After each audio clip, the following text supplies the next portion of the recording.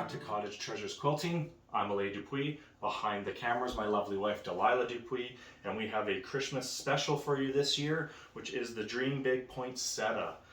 This is a beautiful quilt to have around Christmas, to gift to family, to hang on your wall, put on the table, throw over on a couch. You can cut the center out and use it as the base of your Christmas tree and put your presents around it. Absolutely beautiful panel to obviously do what we love to do the best, which is free motion quilt on our home domestic sewing machine. So come along with us and let's learn some new patterns. Let's work off some ones we've done in the past with our ivory and opal, and let's have fun with this Christmas special. Okay, so if you're new to free motion quilting, and you've watched some of our other Dream Big videos, you know that we like to trace, mark begun. I like to draw all my patterns before I do them so I can get practice in and feel a lot more confident than putting it down onto the quilt top. So what I've done with the Dream Big Ivory and Opal in the past, the same thing I'm going to do with this Dream Big Holiday or Poinsettia, is I'm going to draw the middle, which I did right here. So all I did was I took the piece of paper and I dropped it down onto the top here, and I used a mechanical pencil and I drew the center out. And this is just to help and aid. This will be in a kits if you buy one of our kits along with our other Dream Big kits. This is just an aid for you to be able to figure out what you're going to do in the smaller petals, as well as mark out the center. As you can see here, lots of borders, right? There's going to be a border around this whole thing, and then I think we're just going to accent the quilting with the center of the flower. I'm not going to do bubbles like I've done on the Dream Bigs in the past, because they don't have this little center with the actual photographic flower center, so I'm going to actually just accent that. So yeah, if you don't have a light board, windows work just fine. If you don't have a window, then it's a matter of trying to get it somehow transferred over top. And so that's what we've got here. We'll make our sandwich, our quilt sandwich, and then we'll be ready to take this template and start quilting the center. So our first step after you have cut out your backing and your batting is to spray glue them together, which we've done on all of our Dream Bigs before. So we'll do this on our Dream Big Holiday. So we have a backing that is about the same size. It's a little bit wider, a little narrow on the sides, but there's not much quilting going on. We've got our batting, soft and bright. So that'll go between the two.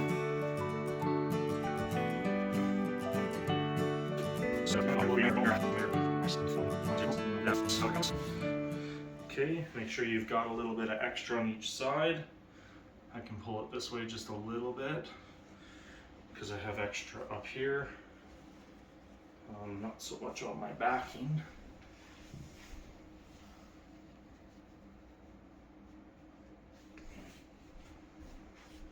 Okay, all right, so we have 3 different sprays here just to show you. We usually have another one from Walmart called Elmer's, but you've got your 404, you've got basting adhesive, you've got tacky spray. All of these, if you read on the back, minus this one, but we've used this one before, it works really well. They're meant for fabrics, papers, plastics, stencils, plants, paper, cardboard, so they're all usable. So same as all of our other videos, I'm going to do these in 2 layers. I'm going to spray the backing, lay my batting over top, spread it out, spray the batting, lay the panel over top, spread it out, and then work on the other half. We're going to have the window open to help with getting the fumes out. It is November here in Alberta, Canada. It is a blizzard outside, so it'll probably take us about 10 seconds to air this place out.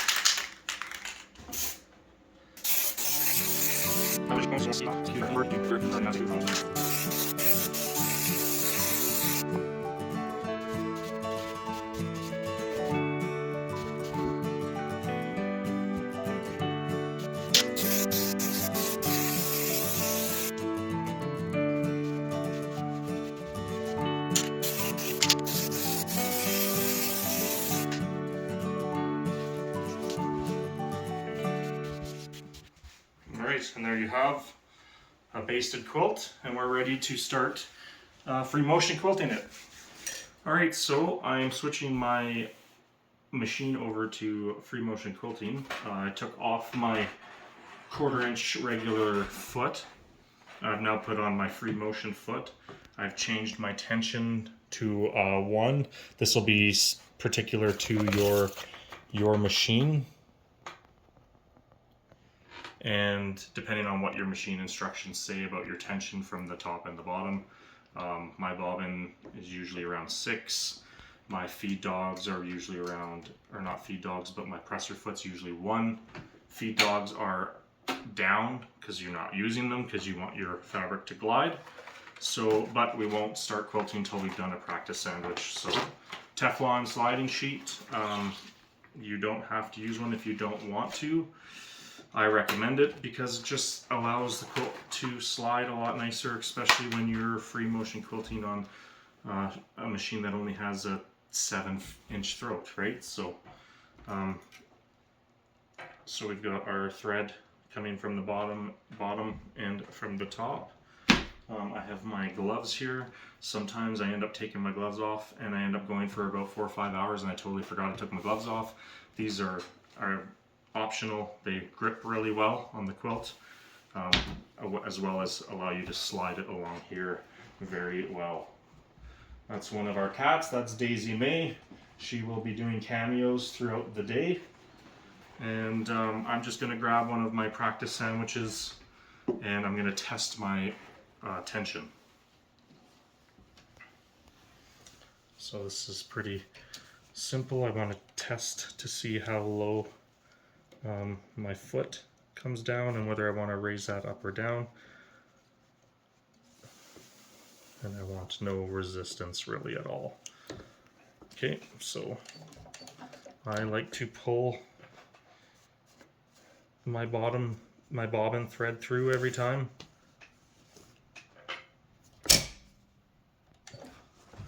And then we'll test the tension here.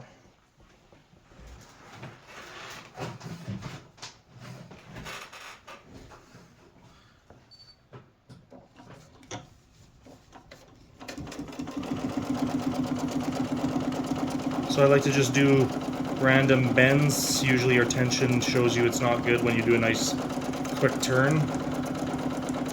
So it looks good at the top, but we'll switch it over to the bottom and see what it looks like.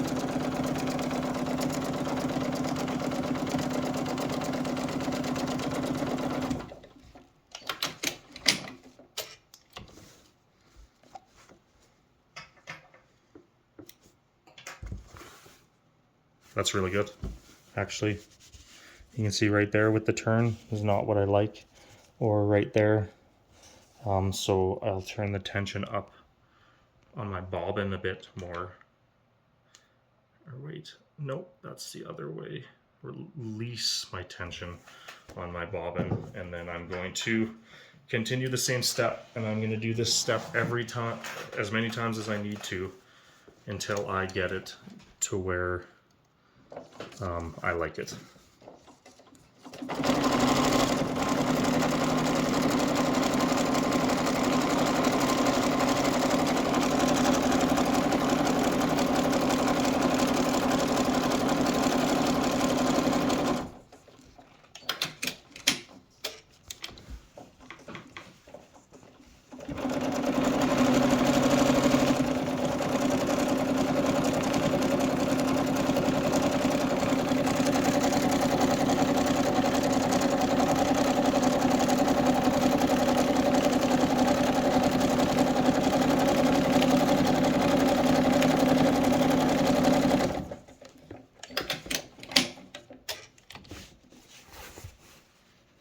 That's better. You can see I don't really have any spots that look like it's just a straight line of thread, so I've got good tension from the top. So now that I'm happy with this, now I would move on to my quilt. I didn't realize our sandwich cupboard was getting so full, and then you make a work of art and you don't want to throw it out and then the drawer's full. So we're going to start from the center out always, right? Because unless you have a long arm, then there's no worries at all. But I only have about a 6.5, 7-inch throat, and I like to start from the middle. I am going to border every leaf. First off, I'm going to use that template we showed you, and I'm going to border the leaves in the middle, and then I'll finish the center. That way, I'm going to move my way out, and then when I'm finishing the quilt, I'll have less to have to roll up. Because at the end of the day, we can get rid of that.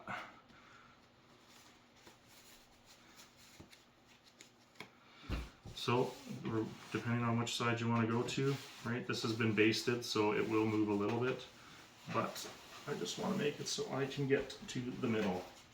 And right off the bat, I am going to outline my middle the best that I can, following all of these dark edges. You can use the template if you buy a kit from us, or a Mark Be Gone pen or a chalk pen, and mark where you're going so that you just have to follow the lines. You'll see we do a lot of that in our original Dream Bigs. So I'm going to outline all of these black shaded areas to kind of lock in the center, and then start filling in the center so that we can start moving our way out.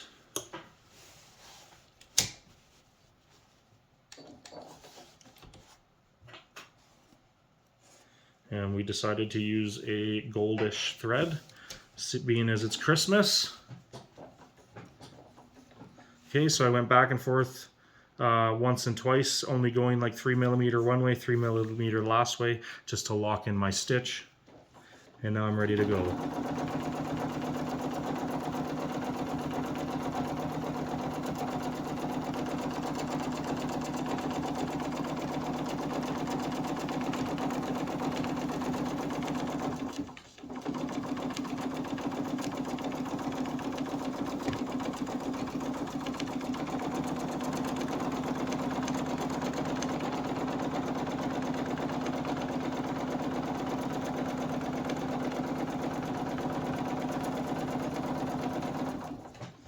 Okay, so I've locked in, I could have kept going there, but we'll cut it just to show you. I've now locked in my center. Right, so now we can do a little design around the flower buds. We can also do a second echo if we want to around the inside, just to give it another border. Although all of these leaves, I like to give them a good 1/4 inch echo, as in a border, so I'm not going to worry about doing that. I'm now going to fill in the center a bit so I can move away from it, but since we have done some free motion quilting on our quilt, I always recommend flipping it over and checking your tensioning, because our sandwich might have been a bit different than our actual quilt itself, and I'm pretty happy with that tension, so I'll keep going.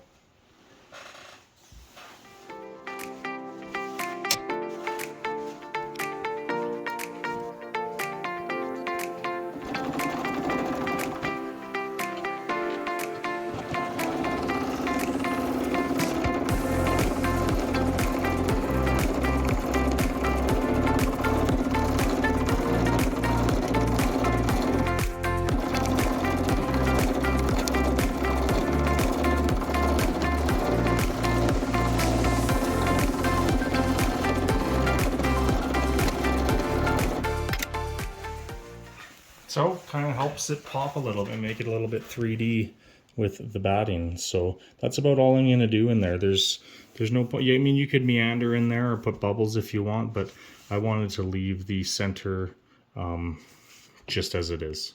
Authentic. Yeah, authentic. Yeah. Okay. So we finished the center. Now we're going to border our leaves. You're going to do two lines 1/4 inch away from the other one to do a single border. You can do a double border. It's totally up to you. I just want to touch on the thread we're using. With our Janome here, she really likes the 43 thread. So it's 3-ply instead of 2. She just doesn't snap the thread as often, so we've been really lucky with that. So we've been going with that and buying bigger cones. So we are going to go around all of our petals, starting from the center, working our way out. Once you have done this and you've worked your way out, rolling up your quilt. You don't have to worry about your batting and your backing, you know, and the glue giving way and it starting to wrinkle, because you've now set this thing where it's going to be. And then when you're doing your free motion patterns inside of your leaves, you focus on one at a time, no stress, one at a time. So I'm going to finish up this leaf and then start the border on it.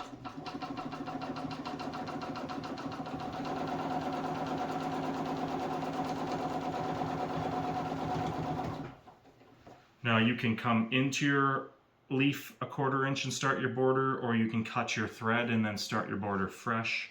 A lot of people don't like to have to cut the thread so often. I am going to cut the thread and do my inside border on this leaf itself here.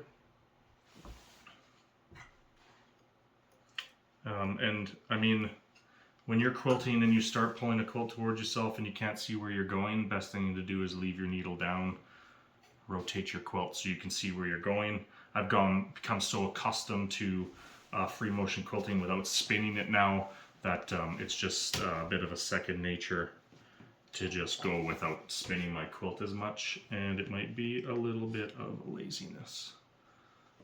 Just a little bit lazy.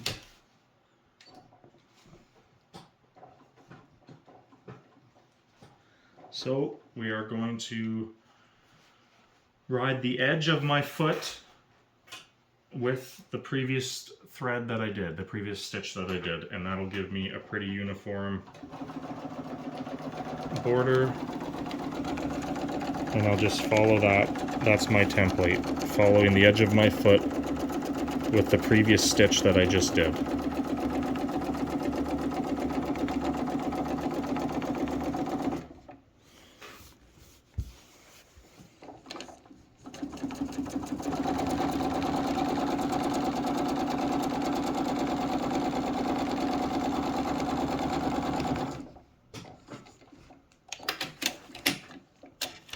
So there's a single leaf double bordered or single bordered, 2 stitch 1 border. I'm going to continue to do that around all these center ones. Move to the next layer. I am going to do the whole quilt. Okay, so as you can see, I have finished all the red petals or leaves. I have started on the outside ones now, the dark green ones. I'm using a dark blue, just to give it a bit of a contrast. And I wanted to go through marking off the leaves, because being that they're as dark as they are, you might need a little bit of a template on how to mark them.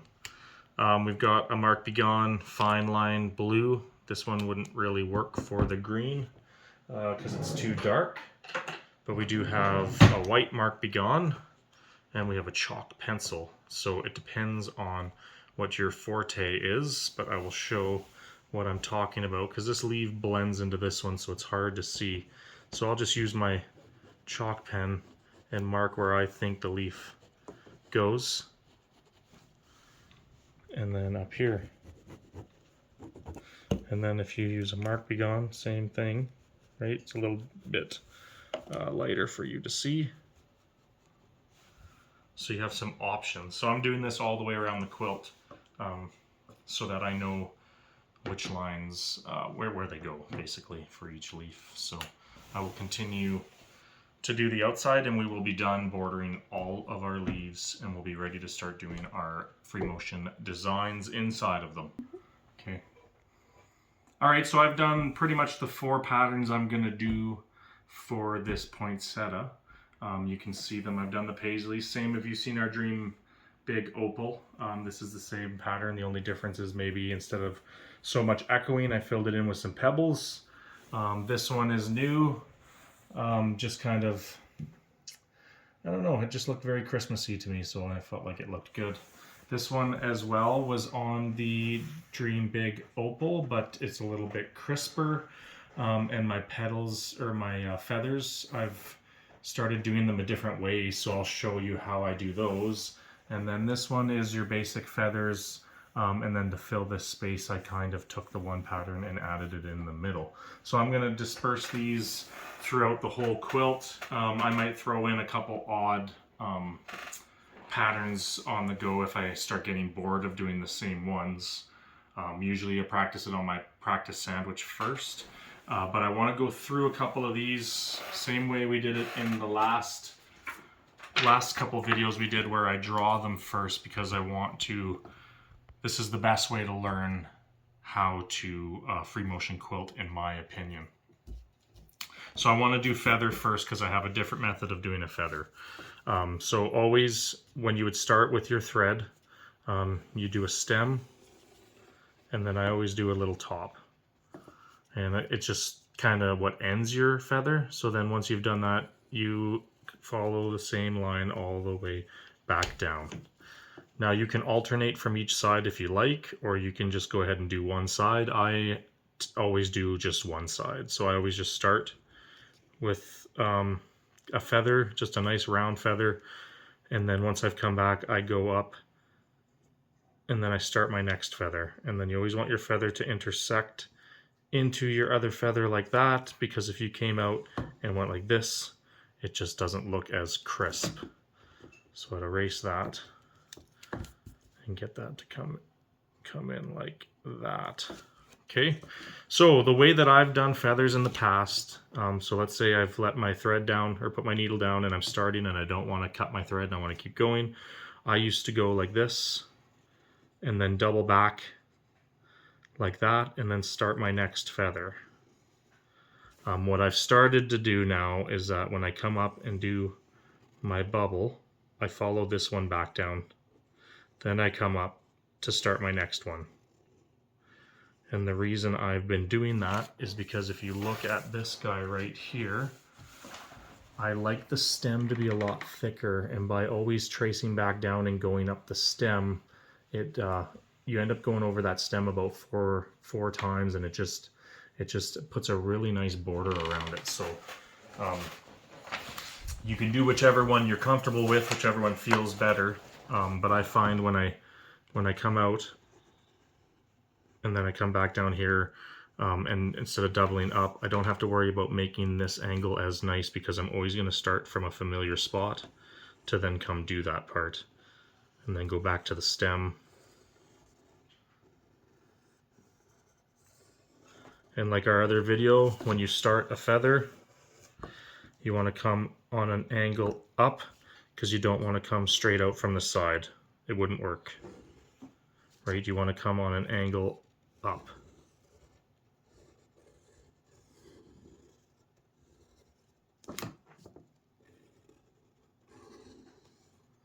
Right? And then while you're drawing these on paper, try not to lift your hand, just so you can get used to not having to lift your needle and start your stitch over again. So that's a basic feather right there.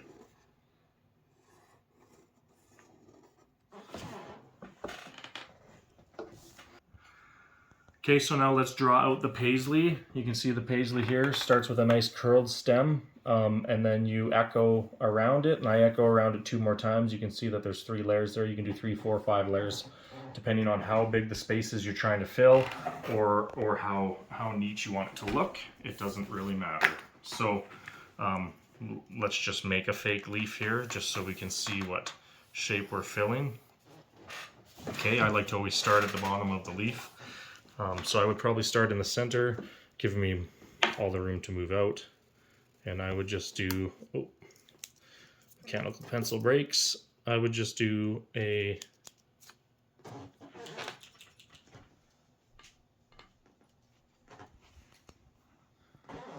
like a question mark.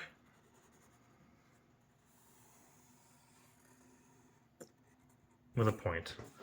Right, so that's our starting point. Then we would go ahead and we would echo all the way back to our starting point. Is it fatter in some areas than others? It is. It doesn't matter. Once you fill this pattern, it'll look really good. Then I like to come into the middle, so I can fill in this middle spot here. Come all the way around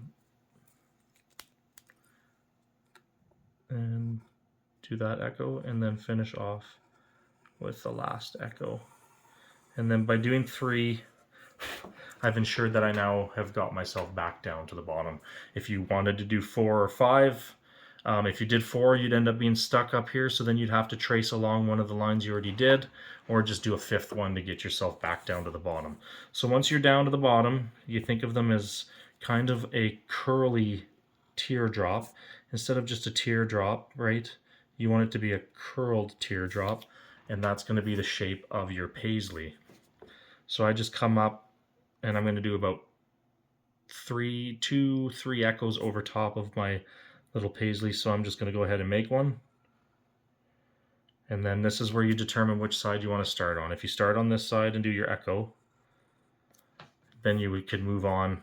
If you want to do more than just that echo, then you just do a couple more echoes, and then you're up top, ready to go to the next paisley. Okay. Now remember, if you ever get yourself stuck, all you do is just get yourself back to one line you've already done and just follow along it. So with this one, I'm going to start from the top. Oh, this mechanical pencil. I pushed too hard. Okay, and then I want to do one more echo to fill in that spot. Okay, and then I don't feel like I want to do another echo, but I'm right here. I can just either follow along this line, or I can just do one more echo. It doesn't matter. Right, it doesn't, you know, that this one has one more echo than this one, doesn't make any difference. But now I'm up at the top, so I can then travel up again and do a tear shape. Start my echoing again.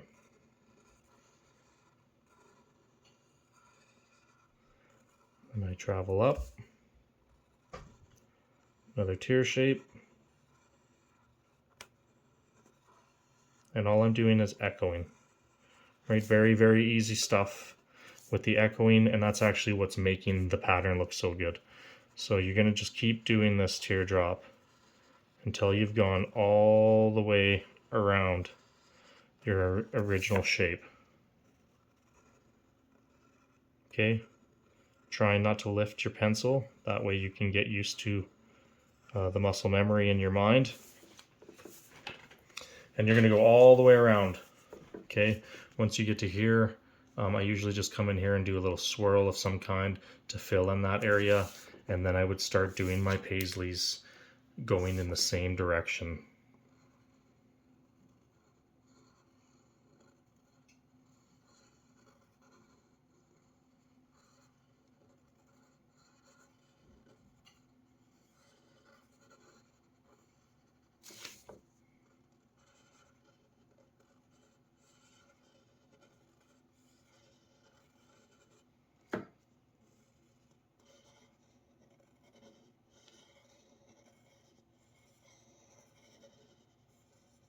Okay, and then once you're done, and you've gone all the way around and you're back down here, that's when I start a final echo, and it kind of locks everything in around the whole paisley you just did, and it looks nice.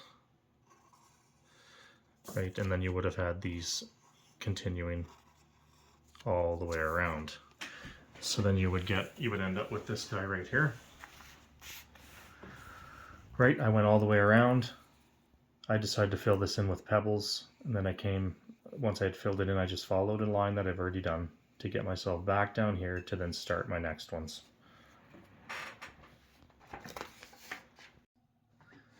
Right, and you can see that final echo I started down at the bottom when I encompassed and echoed around the whole pattern. Sometimes you hit the end of your leaf, that's fine, just travel along the same line, bump back in to fill in a little spot,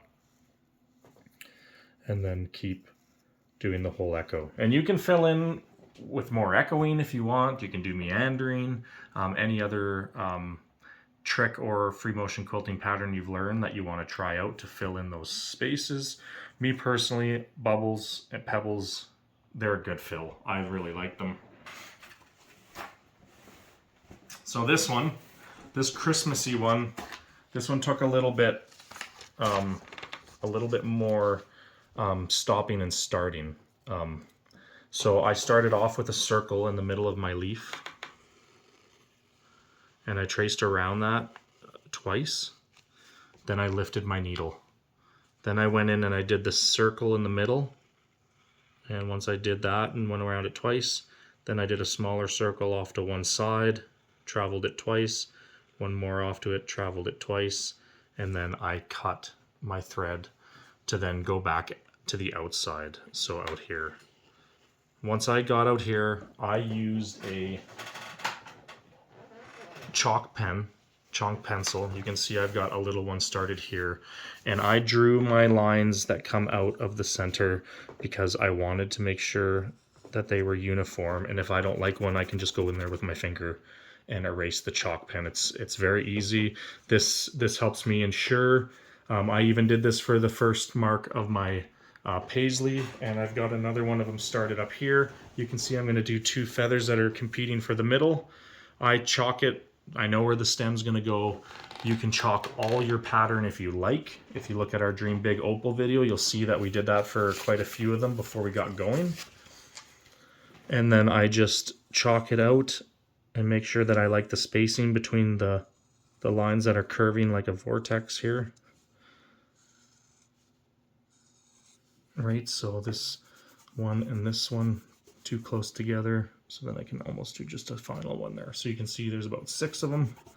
That one's a little off. And with the chalk pencil, I get to make sure I like it. So for this one, right, starting from the center, I found out where I liked it. I went out to the outside border of my leaf, came back along it. Let's just draw another leaf here just to make it look like what it would. Right, so I started from the center, made my way out there, traveled along a line I already did, and then came back down. Right? Then I went around as far as I had already drawn with the chalk pen, so let's pretend like I've drawn it with the chalk pen here.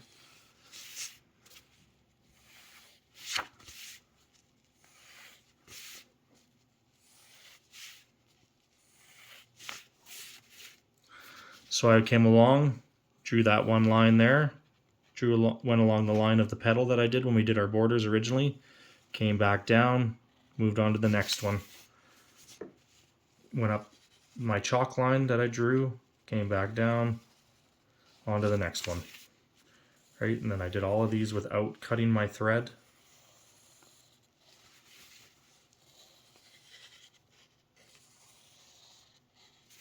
That one's a little wonky, just going a little fast. Out to the edge, back in. Does the camera still look good? Mm-hmm. Okay. Back down there, finish off the last one. And then this is where I started my pebbles. And I just did nice pebbles up the stem. I like to do the figure 8 technique where I end up always traveling over a half of my pebble again. Some people like to do this technique so that they can get back to where they started. It's all a matter of what you like. They end up turning out the same. I find it hard that if I don't see the whole pebble in front of me, it distracts me. But anyways, once you've made it up to the top, you can just travel that same line you started originally to get yourself ready to go to start the next one. So whichever method you like using. I like the double back. And then this is just the technique I like to use to not lift my finger off the page, and then travel that line back down. And you're going to do that for the whole way. And you can see the finishing touches there. And then last but not least, we're going to do this guy right here. So you can see all it is, instead of just a stem coming up, I've done like an outside stem and then kind of did some serpentine lines just in the middle. It's a nice filler, it looks good. And then you did the feathers along the outside. And then really, instead of echoing, I just did some half circles with crescent moons in them. Almost started another feather up here, and it filled in the spaces nicely. So we can draw this one out for you to see my process from beginning to end. How are you doing? Good. Do you need a break? No, let's just do it. Okay. So this one I'll try and draw upside down so the camera shows it the right way. So let's say we have a leaf. right? And I'll end up picking a spot on here, coming here, up here, doing like a figure 8, and coming back down. Once I've made it down to the bottom, I will come up again, doing an echo around that one, intersecting with this, like a ribbon, kind of like a ribbon floating in the air, and then back down. And that starts our initial shape. Then you can do your serpentines on an angle.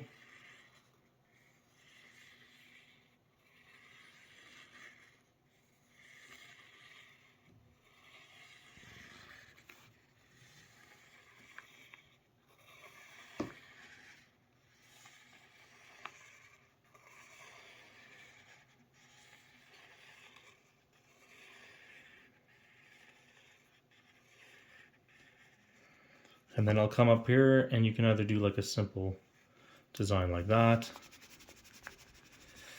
I did a little, just like a little tree stem kind of thing. I came back down, I came up and did another one up here. I came back down and I did another little one here. Right, so you can see I did 3 on that one. Just kind of a little, I don't know, like the seedlings.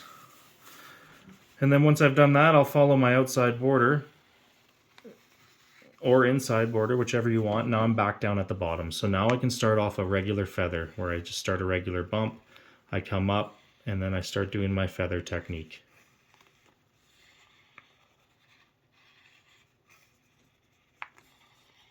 Right, and they get bigger if you want them to, in order to fill that space, because this will leave me a nice space for an echo to finish it off.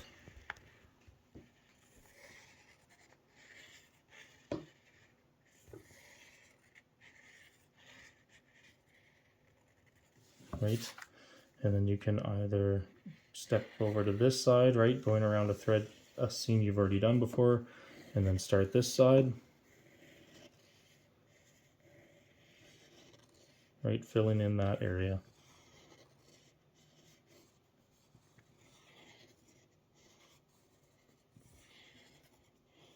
I think this pattern was called the pea pod, hey Delilah? Yeah. And then just with some added feathers onto it. Right, and then that's it. Then you can make your way all the way back down to the bottom and start doing some echoing around the whole thing if you'd like. Just a one border, just to get your echo in place. That's what I did on this one. You can see I did one echo around the whole thing. And then again, meandering. You could start another layer of feathers if you wanted to, pebbles, really whatever you want, just to fill in the remainder of that space. So those are the 4 basic patterns I'm going with. And yeah, we'll show you some of the actual quilting going on, and me drawing it with a chalk pen to show you how I start my process, and we'll get this thing all quilted up. Alright, so I filled in quite a few spots here, and I want to do a couple video tutorials on them. You can see I did pick a 5th one, I think 1, 2, 3, 4, yeah, a 5th one, which is this kind of checkered pattern. Very easy, I just used a ruler that has 1-inch marks on it, and just kind of went across and marked with my chalk pen every inch, and then I switched it the other way and marked an inch that way, and then just obviously like a checkered board, you just fill in every other spot, and you can start from one way and just go right straight through them. So I think we'll start with a paisley. I got a nice big leaf over here. I'm going to use a chalk pen just to mark out the stem, and I usually like to start in some kind of a corner.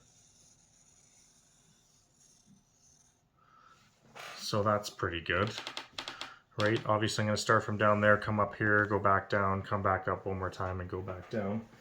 And I will show you what that looks like. There's many more examples of this one with the Dream Big Opal that we've done.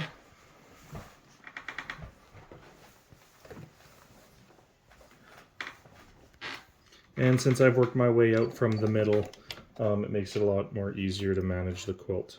with such a small throat. So I go up a couple times and move it back and forth just to lock that in, and then I'm off to the races, following that chalk line I made. Stopping whenever I need to adjust my hands, and then continuing.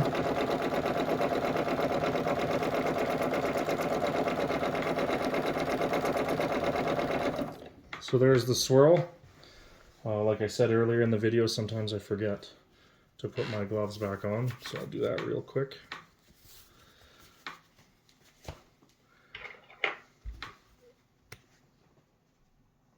Okay, now I'm going to echo my way back down. Usually start around the outside, and then I come back in for my last two on the inside.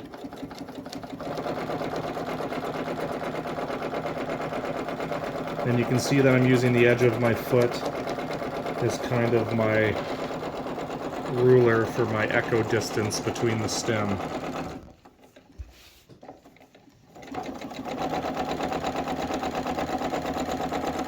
And then head back up on the other side.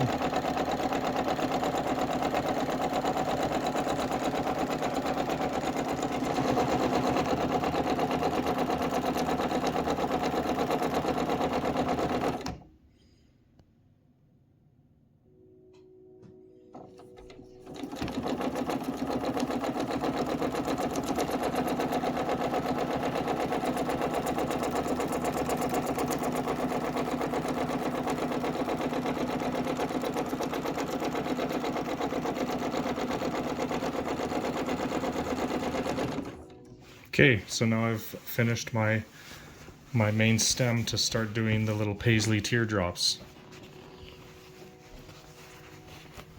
So I just fold the quilt however I need to make it mine. And then I'm going to start on this outside.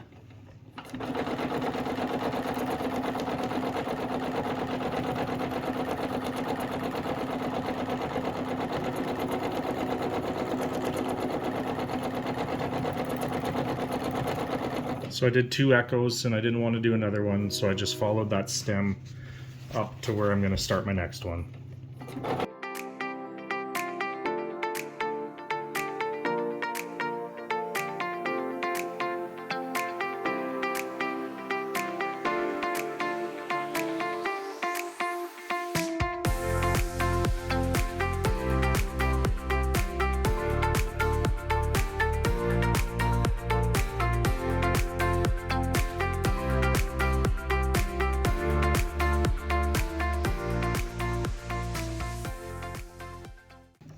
Okay, so since I'm in here, I might as well fill the inside, and I'm just going to do a couple pebbles.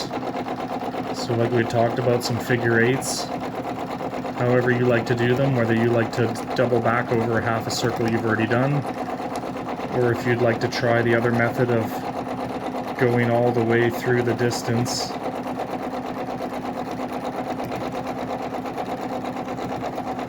And then making your way back to complete those circles. They always look just about the exact same, so it's not a big deal which decision you make. And then you'll just follow along a seam you've already done to get yourself back out into the open, and then we continue our paisleys. It doesn't matter which way you go on the teardrop, whether you want to droop down or droop up. It's totally up to you.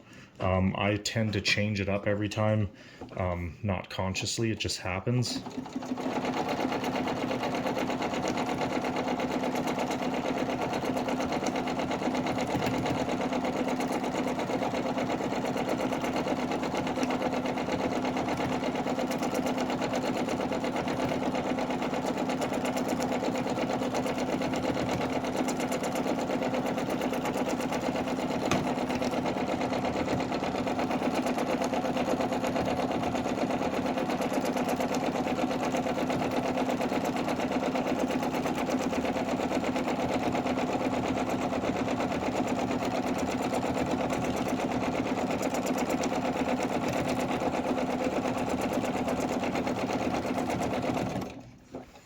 So there you have your paisley. So then what you would do is an echo around everything I like to do.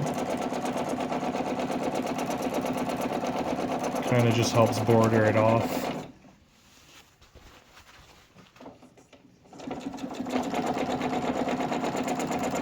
Obviously, if it hits the edge of your leaf, just go ahead and hit the border, travel up what you've already done, and then continue your border.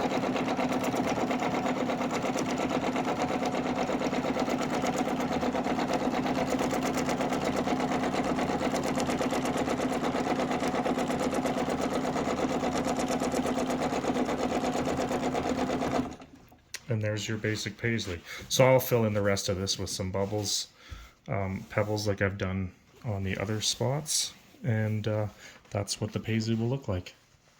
Yeah. So we finished up that paisley, I filled it in with pebbles, and now we are going to move on to this big guy over here. And I am going to do this checkerboard pattern. So whichever way you want to put your angle, it doesn't really matter. I just pick one and I go with it. So I like to start it about an inch from the furthest corner, just so I don't have to worry about having a small little square to try and fill in. And then I start marking. And I'm just using, you can use a Mark Begon pen, you can use a chalk pencil, whichever you like. And once you make that first line, flip your ruler over and then meet up with one of your 1-inch lines and then mark a line. Keep moving.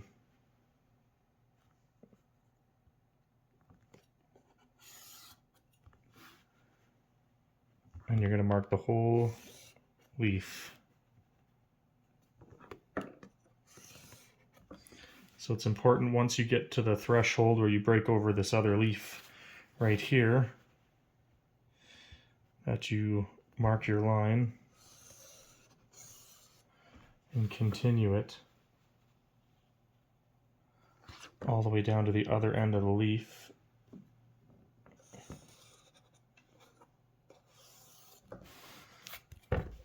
So that everything stays uniform. So there is a little spot right here. Just fill that in, and then we'll keep going.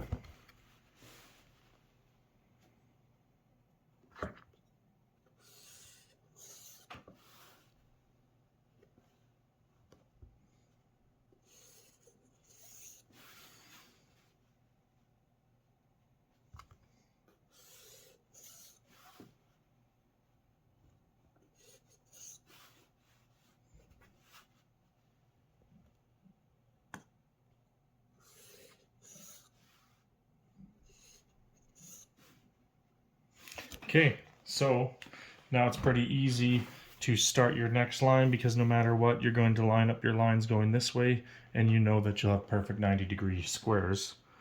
So really, just pick a spot and start your first line. You can start in the middle, you can start at the end. Maybe we'll start at the end. So it looks like if I did one right there, then I wouldn't have any extra over top. So right about there. So line up your ruler with your lines you've already done. That way you can make sure they're perfectly perpendicular.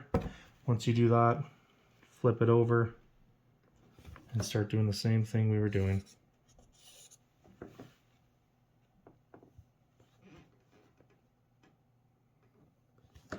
And this is making us some 1-inch squares.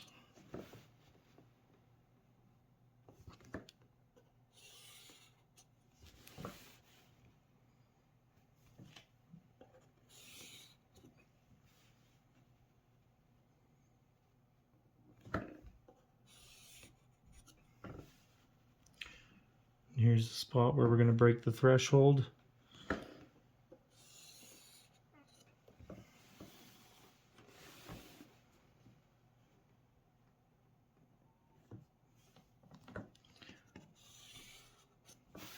So there's the line that allows me to start going back this way.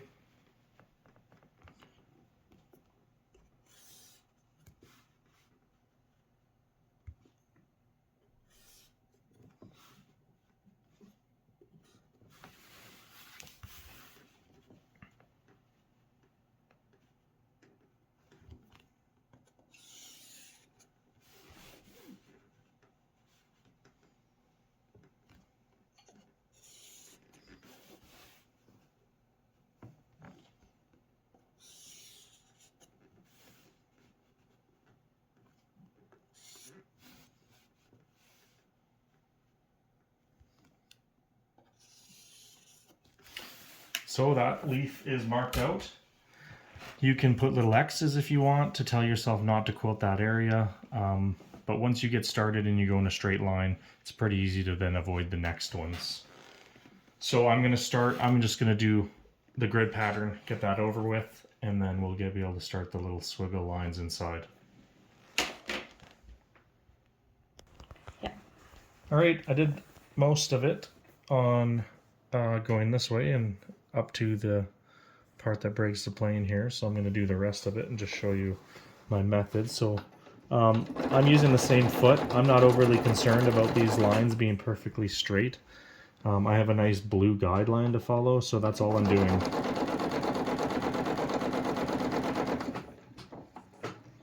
And I'm just making sure that the blue kind of looks like it's in the middle of the circle. I'm going to change it this direction because I was bunching up a little bit.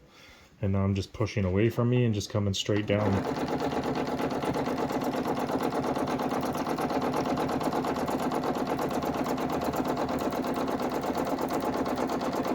Now your trust in the fact that you're going straight comes with time. You just start to trust that you're going straight. Now this is starting to have a lot of quilt on one side, so there we go.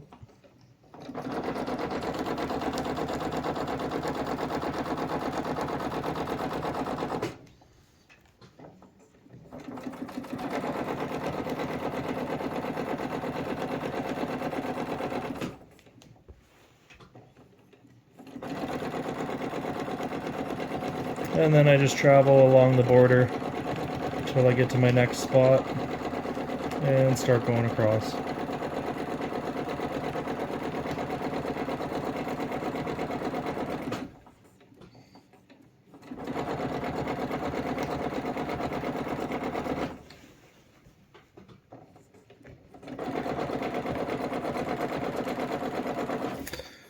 So by all means, you can use a ruler if you wanted to.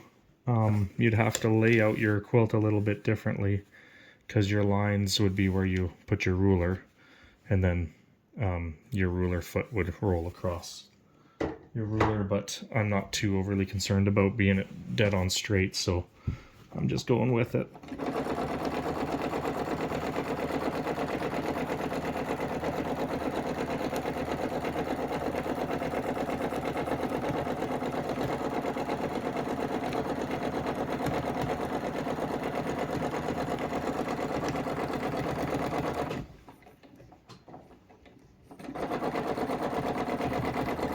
Okay, so now I have all my squares laid out. So the next part would be deciding which one you're filling first. I'm going to go back over to this one, and I am going to go right across this way. And all I'm doing, honestly, is just going up and down and just making a nice circle edge or a half moon on the one end, keeping them about 3-4 mils apart from each other, and just then going small, bypassing right through that center, and then just keep going.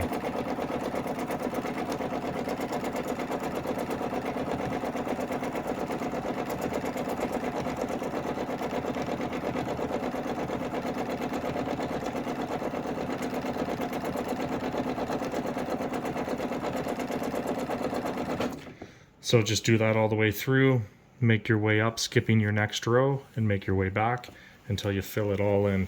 And you can see from this one, it gives it a nice popping effect on those spots that you don't do, and no, it's quite nice. So I'll finish this leaf off and then we'll move on to our next pattern.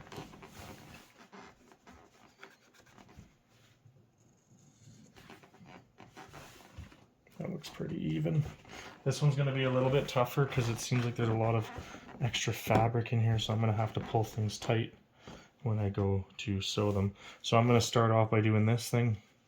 Then I'm going to do a circle in the middle of it with a bunch of offset circles going towards one area like I did on this side. And then I'll be able to start doing the outside lines. So let's go ahead and get started.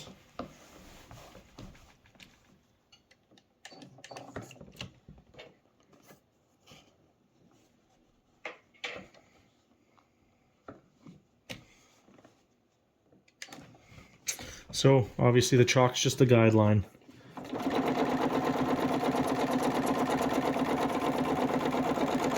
I like to go around this one a couple times.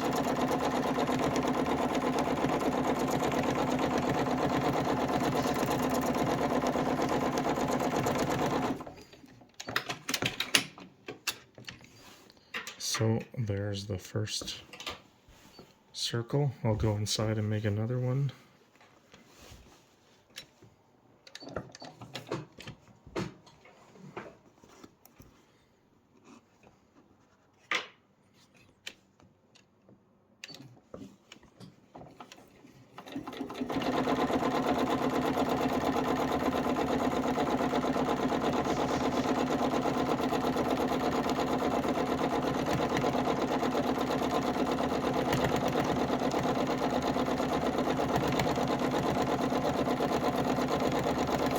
The more times you go around a circle, just the thicker it makes that nice outline. I know it breaks the rules of having to cut your thread, but I rather have a circle inside of a circle than all of a sudden having a line connecting the two. Okay, so now I'm going to set up my straight lines. And then you can work your way towards the circle, you can work your way away from the circle. Either way, if you don't cut your thread, you'll be alternating between coming towards it and going away from it. So we'll start away from it because I like to see where I'm going.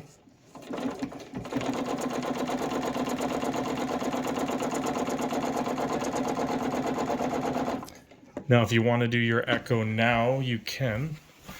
So just go ahead and sew to the side until your foot lines up with your stitch you already did, and then follow it back out.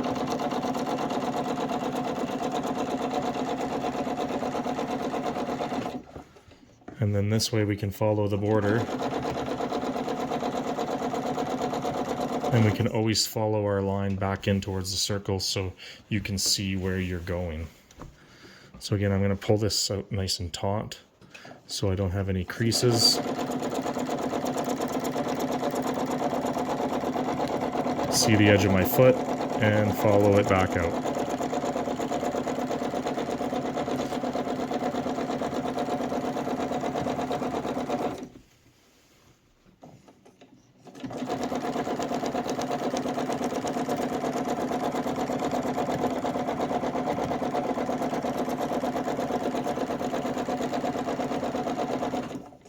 Okay, so you can do that all the way around. I will, but I'm going to show you the next step. Once you've already gone all the way around and you've made your way back over, then you'll start doing your pebbles. Again, however you like to do them, if you like doing the figure 8 style, or if you like doing the overlap like I do.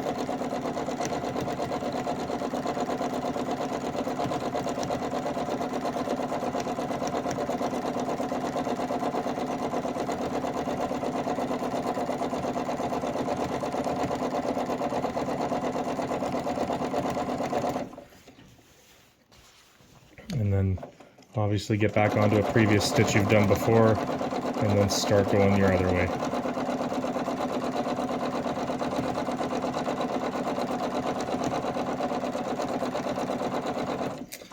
And you're just going to repeat that process till you've done all of your curves, and that finishes off that leaf. So here we are. This one is now complete. Pretty simple. Does what it needs to do. Puffs out these big sections nicely. Looks really nice. We're going to move on to one of our last ones here, which is the pea pod. This, as well as more detailed into this in the Dream Big Opal video that we've done, but I'll do a example of it here. So the way I start this one off is pretty much just coming out with an angle and looping around. I already did this one, didn't I? No, I drew it. We never actually did it, right? Right. Shit, okay. So you come to your figure 8. Yeah. Start this one off by kind of doing your figure 8. The nice pod at the top, and then come back down as far as it needs to keep it a bit unison. Okay, so that's how you start. That's the only thing I draw. I end up coming up here and around here with my second stitch, kind of like a ribbon like we talked about when we drew it, and we come back down to the bottom, and then we do feathers around the outside, and then we echo the whole thing to finish it off. So I'll show you some of the stitching.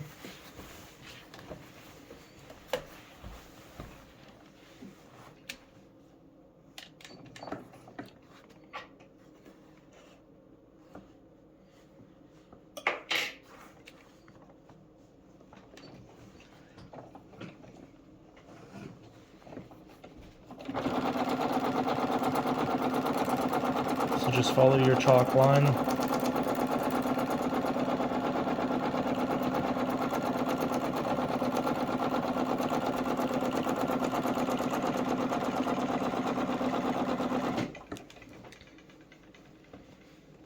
So there's the body of it.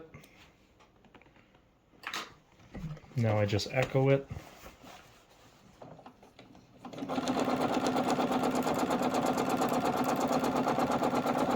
Come through to the intersection. You can go inside of it, you can go outside of it. I'm going to go outside of it to fill up more of that leaf. Go back through the intersection and echo the other side. Okay, then I like to fill in this area with the serpentine like we had drawn earlier.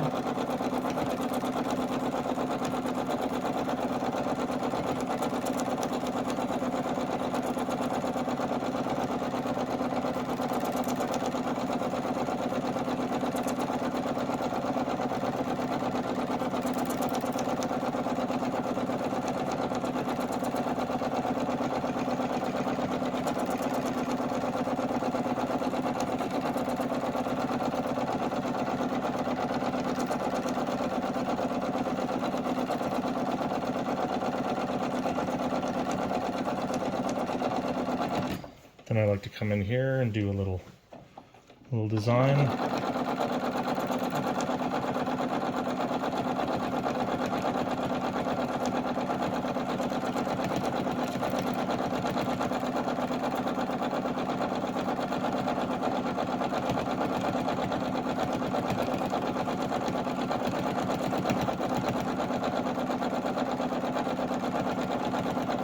A couple times around, just adds a little depth to it. Okay, so then you follow your way all the way back down to the edge, back down to where you started, just following a border that you've already done it. And then you would start your feathers. So let's start our feathers on this side. And we'll start with the bump, like we always do. And then the same as when we were drawing it. Come in there nice and sharp, come back around, make your way up a bit, come back out, make a bump into there sharp again, come back out, and we're filling that space nicely on this leaf.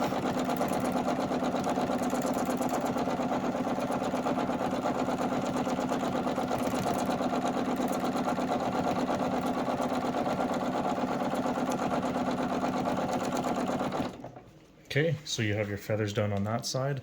So now you'll just travel along the way to get back over to this side, fill in this section, and then we'll do an echo around the whole pea pod, and that'll fill in that leaf.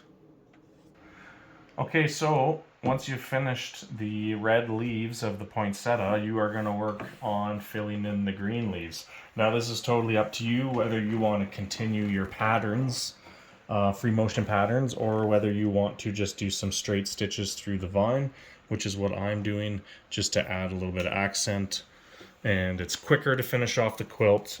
As you can see, I don't want to do any extravagant patterns inside of these leaves. I'm just sticking to doing the veins. So this one's pretty easy. It just depends on how you want to twist your quilt around. I'm using a different quilting foot now. This one's plastic. You can see through it a little bit.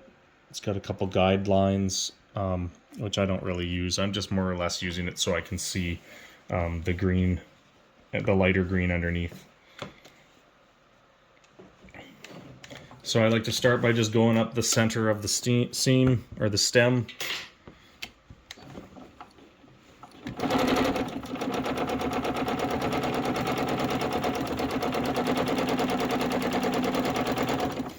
And all I'm doing is following that light line.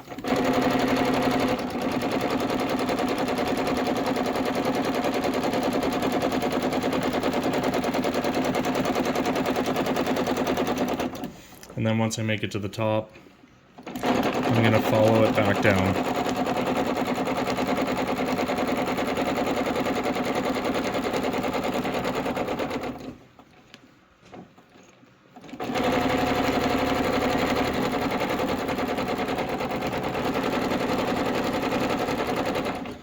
And then once I've finished the seam, or the stem, I'll travel back up my seam, and I'm just going to go up and down, going up about a 1/4 inch, and going back. And all I'm looking to do is keep the light color inside of my 2 seams.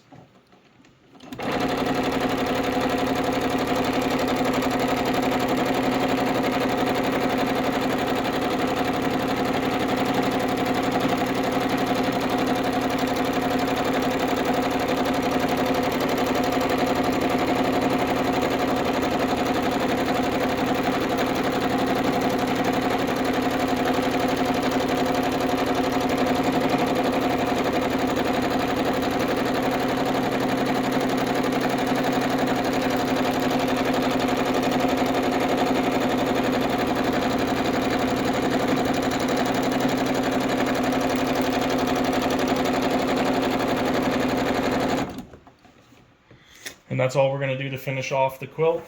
And then these extra borders you're going to have, I mean, if you look at Dream Big Opal that we did straight lines.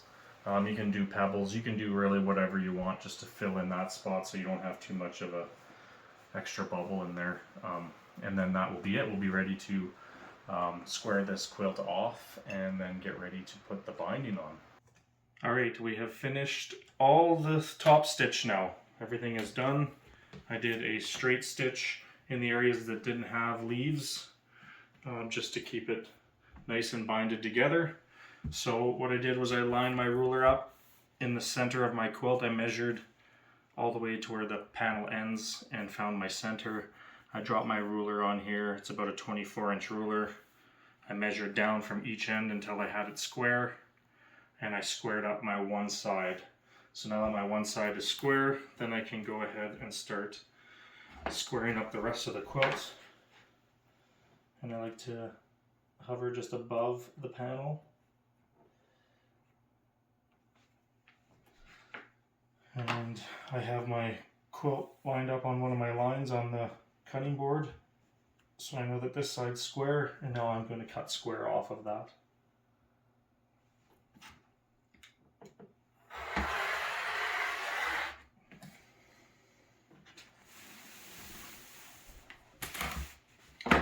Okay, one way to do it is to stick your corner into a corner on the cutting board, and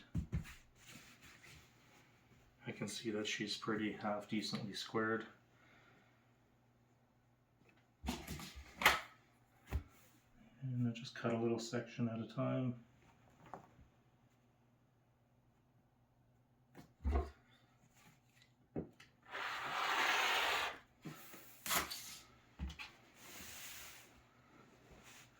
Lining up my quilt on a line on the cutting board again.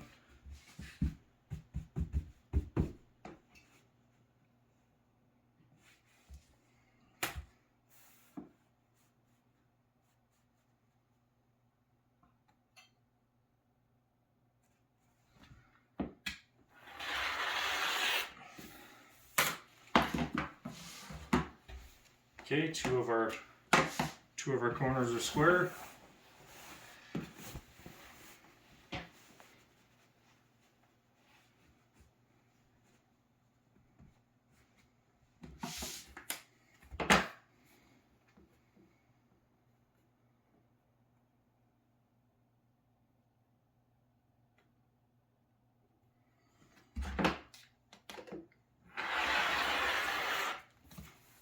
got a little bit of white showing up here, but the binding will hide that. It's not too bad. If it's over a 1/4 inch, you might have a issue with it showing, but it should be fine. Getting hidden underneath the binding.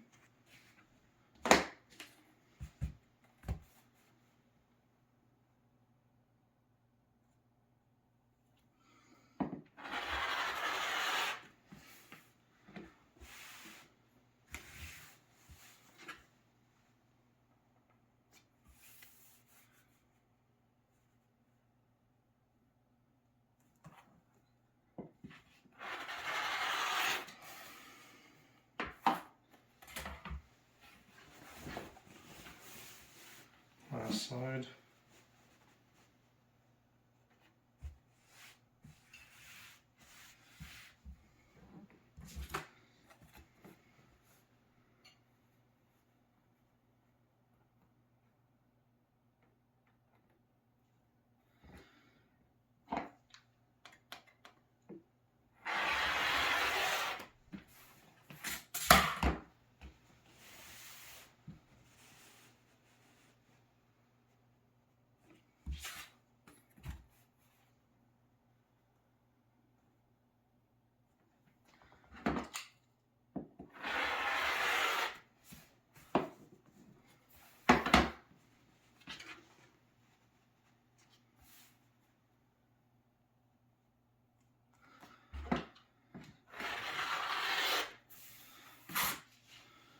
Alright, a little bit much here, but our binding should cover that.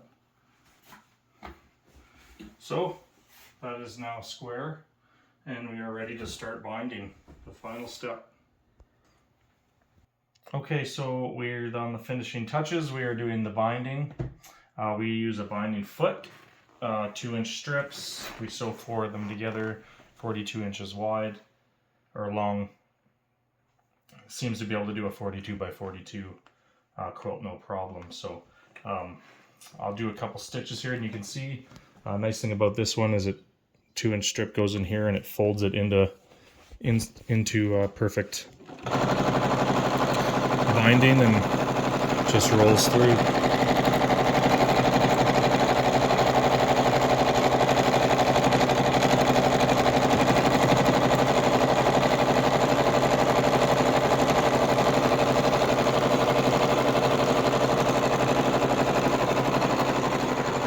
And this is the last step, and we'll be done. I got one more corner to turn to tie into where I started, and that'll be it for the Dream Big Poinsettia. Well, there you have it. Dream Big Poinsettia. Beautiful contrast thread with the gold on the red. Working off of some free motion patterns we've learned in the past on our other videos and adding some new ones in there. This is a great addition for the holidays. To go with the gnomes that we built in one of our other videos. These are available on our website in a panel or a full kit if you'd like to just have everything ready to go, and that's on our website at cottagetreasures.store. Again, as always, thank you guys so much for supporting us. We wish everybody a happy holiday this year, and comments and likes down below, things you'd like to see in the future. We're always willing to try new things and push the boundaries, and obviously free motion quilt on our home sewing machine, which we love to do. So again, Merry Christmas to all of you, and until next time, I'm Alay and Delilah of Cottage Treasures Quilting.